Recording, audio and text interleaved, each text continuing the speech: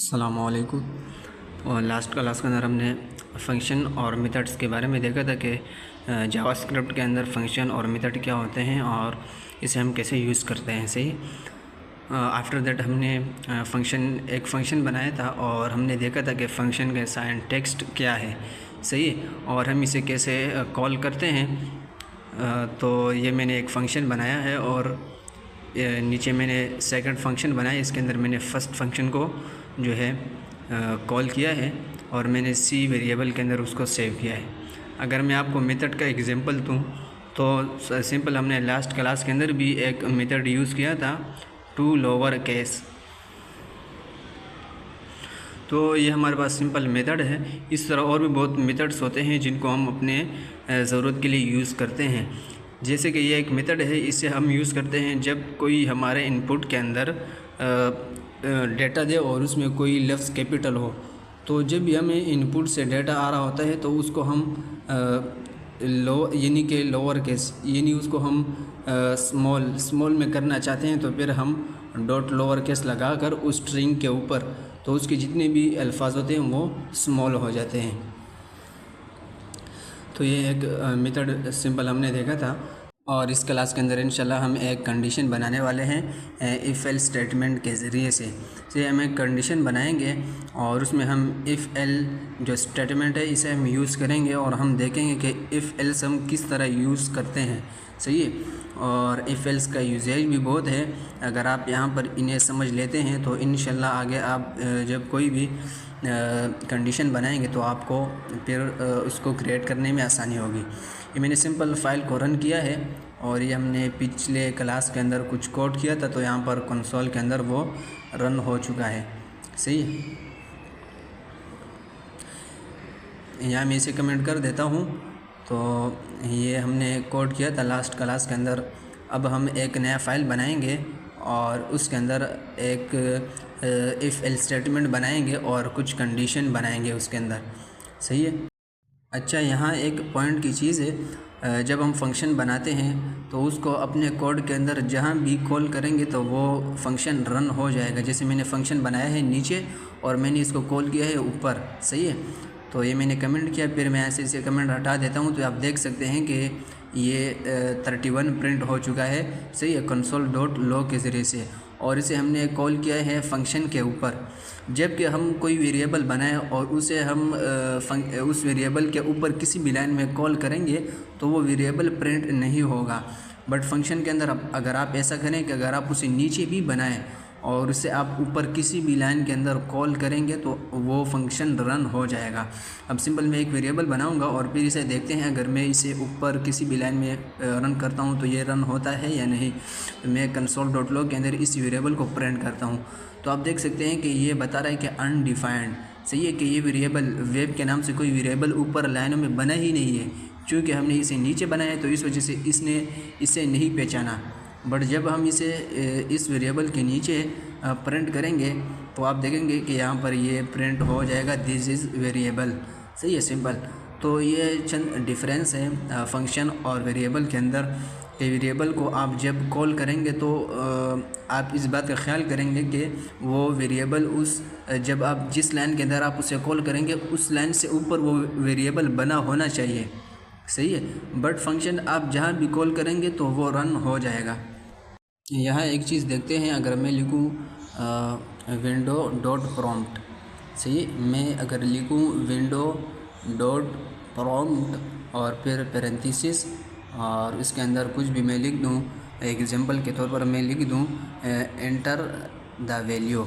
सही है, मैं पैरेंथेसिस डालूँ, आफ्टर दैट मैं डबल कोटेशन और कुछ इस तरह, और फिर इसके अंदर अगर मैं लिखूँ एंटर द वैल्यू तो अगर मैं इसे अब एंटर करूं, सही, तो ये एक प्रॉम्प्ट बनकर आ चुका है। और जब मैं इसके अंदर कोई वैल्यू दूंगा और यहाँ से ओके कर दूंगा तो आप देख सकते हैं कि इसने जो वैल्यू है वो अगर चाहिए नंबर डेटा टाइप से, लेकिन इसलिए लिया है स्ट्रिंग के अंदर। सही है। जब भी हम कोई डेटा देते हैं इनपुट के अंदर तो वो उसे रिसीव करता है स्ट्रिंग के अंदर।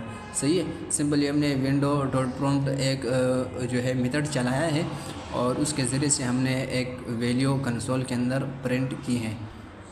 यहाँ सिंपल मैंने एक HTML की फ़ाइल बनाई और अब मैंने एक जावास्क्रिप्ट की फ़ाइल बनाई।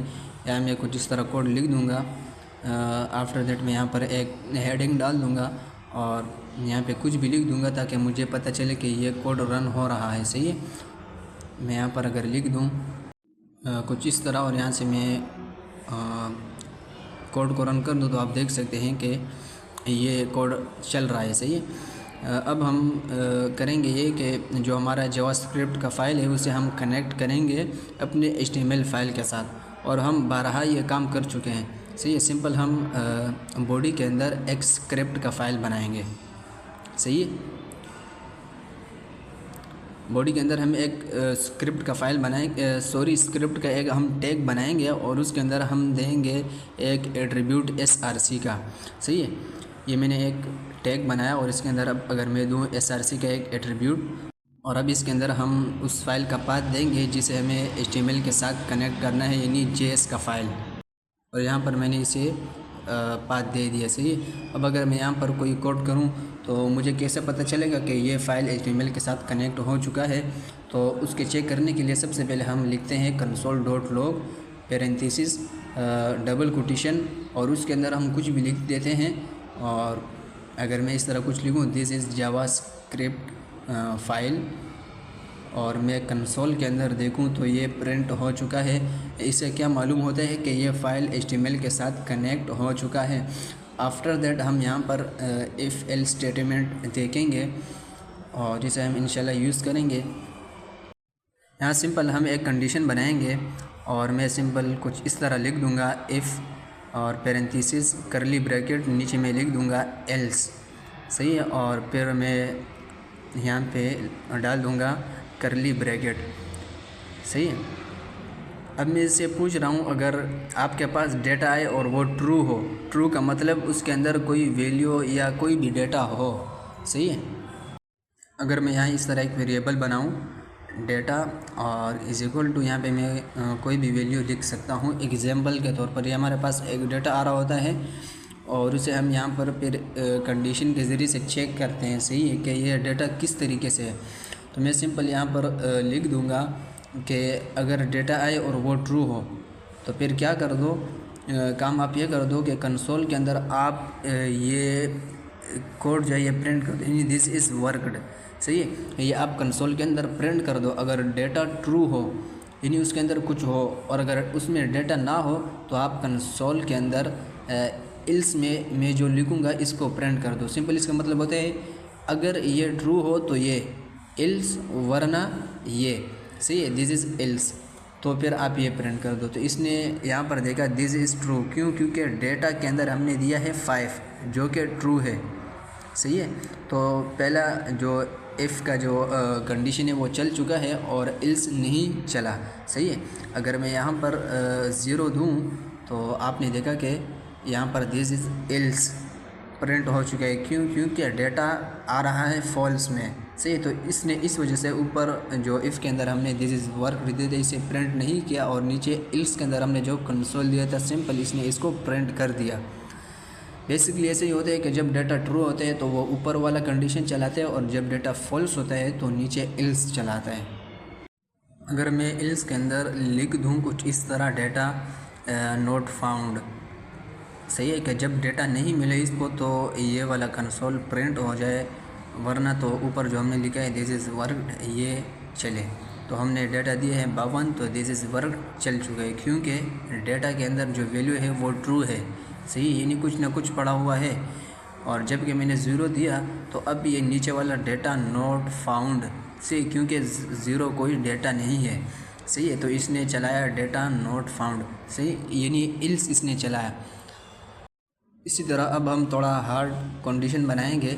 सिंपल अगर मैं यहाँ पर दूँ इसे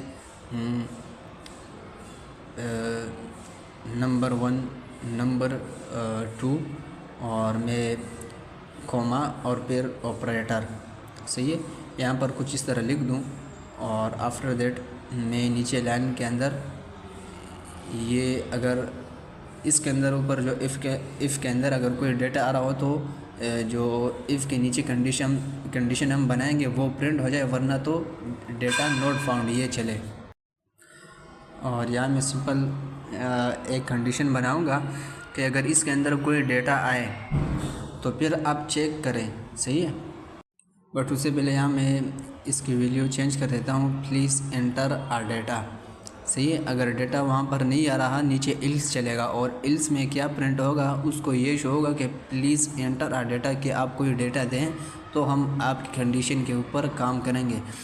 अब अगर ये कंडीशन ट्रू हो जाता है तो आफ्टर दैट आप उससे पूछो कि जो ऑपरेटर आपने दिया है, सही है, ये किस तरीके का ऑपरेटर है। अगर ये ऑपरेटर बराबर हो, सही है, इस साइन के यानी प्लस के, तो आप क्या कर दो, आप कर दो ये कि नंबर 1 और नंबर 2 को आप इसमें क्या कर दो, प्लस कर दो।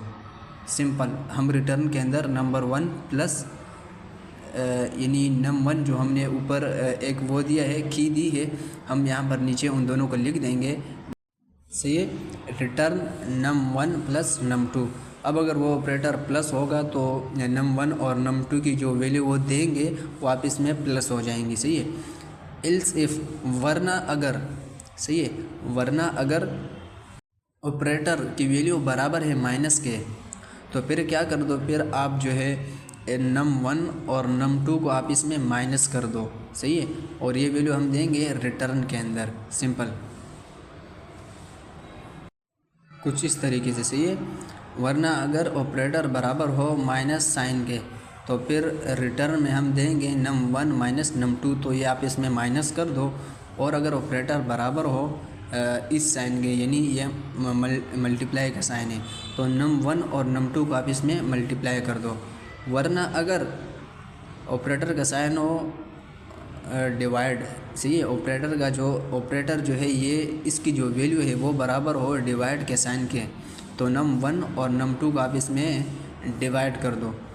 और आखिर में हम लिखेंगे एल्स, और ये पेरेंथीसिस हटा देंगे, यहाँ पर 2 करली ब्रैकेट, और उसके अंदर हम कंसोल के अंदर कोई भी चीज़ प्रिंट कर देंगे, सही है। सिंपल हम इसे कहेंगे कि अगर ये ऑपरेटर्स आपको ना मिले तो आप ये वाला जो एल्स है इसको आप चला दो, सही है, कि please inter a correct operator, सही है, कि जब डिवाइड मल्टीप्लाई माइनस और प्लस में से कोई ऑपरेटर ना मिले आपको, तो फिर आप इस कंसोल को प्रिंट कर दो, सही है, सिंपल। और अगर बिल्कुल इससे डेटा भी ना मिले तो फिर ये नीचे प्लीज़ एंटर आ डेटा, तो ये वाला कंसोल डॉट लॉग जो है प्रिंट करेगा। अब इसे एक मरतबा समझते हैं कि हमने लिखा क्या है। सबसे पहले हमने एक इफ़ लिखा है, पैरेंथेसिस डाले, और इसके अंदर हमने 3 समझो कि हमने की बनाई है, सही है। हमने डिफ़ाइन किया है कि इसके अंदर कोई वैल्यू दे, अगर वो ट्रू हो तो फिर आप आगे बढ़ो और दूसरी कंडीशन चलाओ, यानी इफ़, अगर इफ़ ऑपरेटर जो है प्लस है तो नीचे num1 और num2 को रिटर्न उसको दे दो प्लस करके, सही है। अगर वो माइनस है तो उन दोनों को माइनस कर दो। अगर वो मल्टीप्लाई ऑपरेटर के अंदर वैल्यू मल्टीप्लाई है तो इसे मल्टीप्लाई कर दो। और अगर वो डिवाइड है तो num1 और num2 को डिवाइड कर दो। अगर इनमें से एक ऑपरेटर भी नहीं है, यानी कोई टेक्स्ट लिखे या कोई नंबर लिखे, तो आप इसे कहो कि please enter true operator. Otherwise अगर वो कुछ भी ना लिखे तो आप आखिर में जो हमने लिखा है console dot log please enter a data, तो आप ये प्रिंट करके दे दो। अब अगर इसे हम चलाएंगे तो सबसे पहले हम इसके लिए एक फ़ंक्शन बनाएंगे। सिंपल, हम एक फ़ंक्शन बनाएंगे और उसे रन करेंगे, सही है। रन करने के बाद उसके अंदर हम वैल्यू देंगे और फिर हम इसे प्लस माइनस करके देखेंगे, सही है। तो मैं जल्दी से यहाँ एक फ़ंक्शन बनाता हूँ। फ़ंक्शन बनाने के लिए सबसे पहले हम लिखते हैं फ़ंक्शन, और आफ्टर दैट उसका नेम इफ़ को मैं हटा कर यहाँ पर मैं लिख दूँगा फ़ंक्शन। फ़ंक्शन के बाद मैं इस फ़ंक्शन का नेम रखूँगा, यानी मैं इसका नेम दे देता हूँ कंडीशन, सही है। और उसके बाद हम फंक्शन के लिए 2 पैरेंथेसिस लगाते हैं, मैंने सिंपल वो लगाया और नीचे मैंने करली ब्रैकेट लगाए, सही है। अब मैं नीचे जो ये एल्स है इसको मैं यहाँ से हटा दूँगा, और मैं यहाँ नीचे इसके अंदर सिंपल हम इतने ही करेंगे कि यहाँ पर बस इतना प्लीज़ एंटर ट्रू ऑपरेटर यहाँ तक, सही। अब हम इसे चलाएंगे।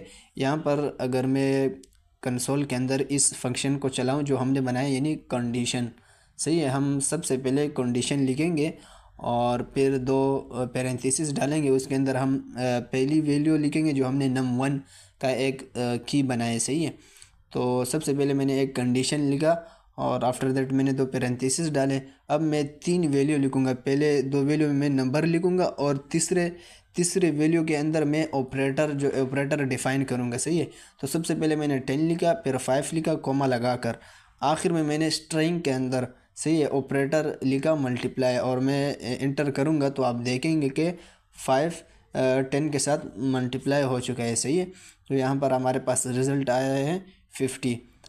अब अगर इसी तरह मैं यहाँ पर मल्टीप्लाई की जगह में लिख दूँ माइनस और इंटर कर दूँ तो आप देख सकते हैं कि 10 से 5 माइनस हुआ तो 5 बच गया। इसी तरह अगर मैं यहाँ पर लिख दूँ प्लस यानी डिवाइड, तो आप देख सकते हैं कि 5 10 के साथ डिवाइड हुआ तो आंसर आया 2। अब अगर इस तरह मैं प्लस लिख दूँ तो 10 और 5 प्लस होकर आ जाएंगे यानी 15।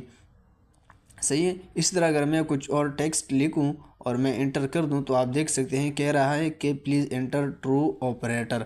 इस तरह सिंपल हम एक कंडीशन बनाते हैं और उसमें हम डिफ़ाइन करते हैं से जिस चीज़ की हमें ज़रूरत होती है, जो चीज़ हम रिसीव करना चाहते हैं यूज़र से, तो उस रिक्वायरमेंट के मुताबिक हम फिर कंडीशन बनाते हैं। और ये कोई ख़ास तरीका नहीं है। सही है, ये आप अपने माइंड से बना सकते हैं। सही है, आपको सिर्फ बेसिकली इसका कॉन्सेप्ट समझ में आना चाहिए कि ये कंडीशन बनते किस तरह से हैं। सही है, इफ़ एल को किस तरह यूज़ करना है आपको इसका यूसेज आना चाहिए, बाकी आप कंडीशन ख़ुद बनाएंगे। लॉजिक अब आप पर है, आप इसको किस तरह यूज़ करते हैं। अब आप देख सकते हैं कि मैंने ज़ीरो एंटर किया तो फिर भी ये वही एरर दे रहा है कि प्लीज़ एंटर ट्रू ऑपरेटर। तो इस तरह आप कंडीशन बना सकते हैं। ओके, आफ्टर दैट हम इंशाल्लाह कुछ लूप्स के बारे में देखेंगे और एक कंडीशन हम बनाएंगे नेक्स्ट क्लास के अंदर। सही है, जिस तरह हम नॉर्मली बनाते हैं। तो इंशाल्लाह नेक्स्ट क्लास के अंदर मिलते हैं, तब तक के लिए अल्लाह हाफिज़।